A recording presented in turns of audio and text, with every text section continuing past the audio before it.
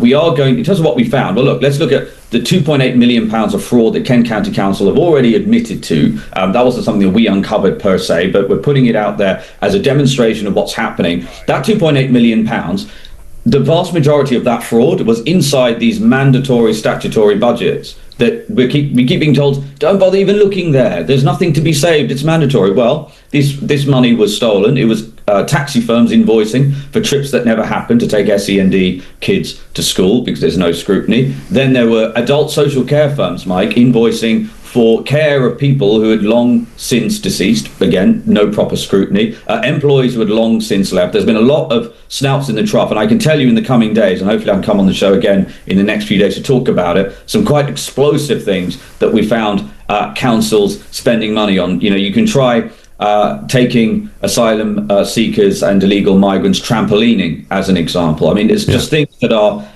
taxpayers are going to be absolutely furious about. So there's things like that. We're also going to use these cutting edge tools to do a thorough analysis of things like procurement. And that might sound boring, but it's actually really crucial. I was looking at a contract worth north of £3 million at one of these councils yesterday for taxi service to take SEND kids to school. Over £3 million a year for a local taxi firm, where that's almost all of their revenue. Do you know how many bidders there were in that procurement process?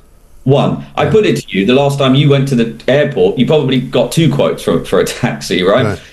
And this is the case writ large. No, I know, this has been a racket for years. When I worked in Scotland, I used to look into what was going on at Edinburgh Council, and they were doing exactly the same thing. And it was one company that had the entire budget. And I mean, in some points, you couldn't get a taxi in Edinburgh in the morning because they were all taking school kids to school.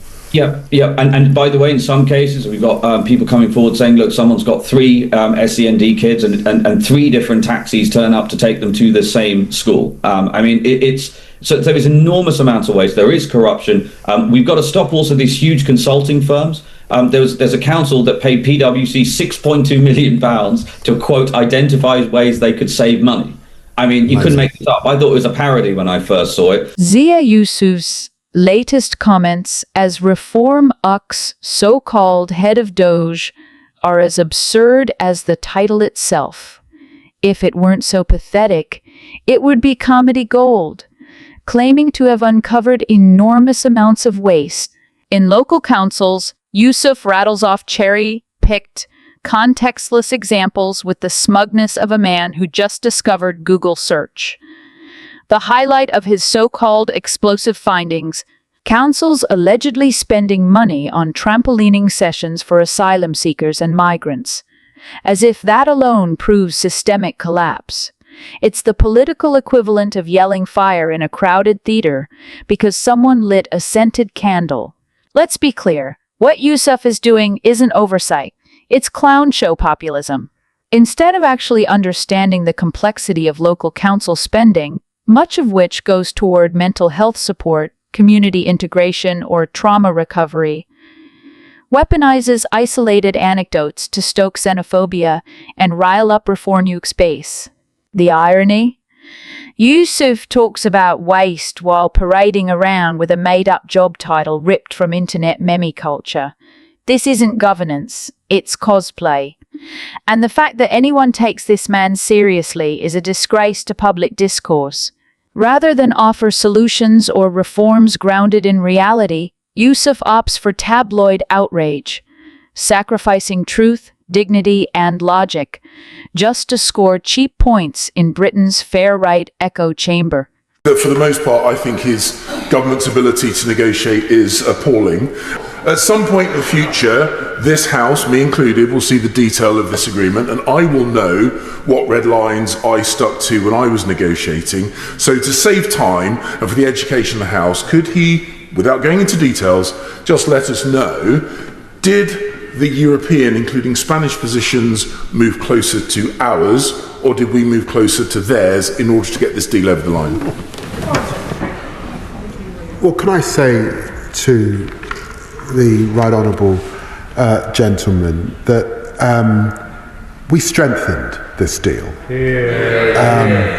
And we strengthened this deal by putting in a sovereignty clause to ensure that there was no question about the sovereignty of Gibraltar and its relationship, its unique relationship as part of the family of the UK and the United Kingdom.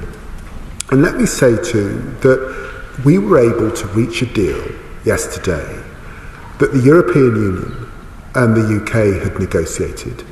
And of course, we were ensuring that Fabian Picardo was in the room at every meeting. And of course, the European Union was ensuring that Spain was in the room at every meeting. And he will know that Gibraltar has been a block on our bilateral relationship with Spain.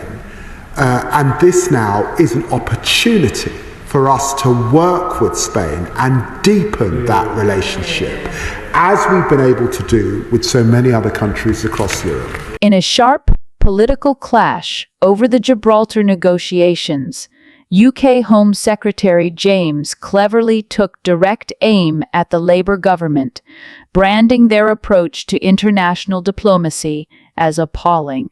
His remarks were clearly aimed at Foreign Secretary David Lammy, whose leadership in brokering the Gibraltar deal has come under fire from Conservative critics. Cleverly's criticism underscores growing Conservative frustration over what they perceive as Labour's failure to assert British interests, particularly in sensitive post-Brexit negotiations. By calling the government's negotiation ability appalling, Cleverly sought to frame Labour as weak and ineffectual on the world stage, an image the Conservatives are eager to push ahead of upcoming elections. However, David Lammy quickly countered the narrative, defending the Gibraltar deal as a significant achievement for the UK. He highlighted that the agreement had been strengthened by the inclusion of a sovereignty clause, an element that directly addresses British concerns about control and jurisdiction over the territory. According to Lammy, the deal wasn't a concession, but a product of skillful diplomacy that safeguarded national interest while maintaining cooperation with the European Union. His emphasis on bilateral success. We were able to reach a deal that the European Union and the UK have negotiated, was a clear attempt to project Labour as a party capable of effective, balanced foreign policy. This back and forth exposes a deeper political fault line. While the Conservatives seek to paint Labour as soft on sovereignty and Brexit related issues, Labour is working to rebrand itself as internationally competent and firm when it matters. Cleverly's attack may resonate with hardline Brexiteers and nationalist voters, but Lammy's defence appeals to pragmatists who want stability and credible global relationships. As the dust settles, the Gibraltar deal has become more than just a diplomatic document. It's a political litmus test for how each party wants to define strength in Britain's post-Brexit era.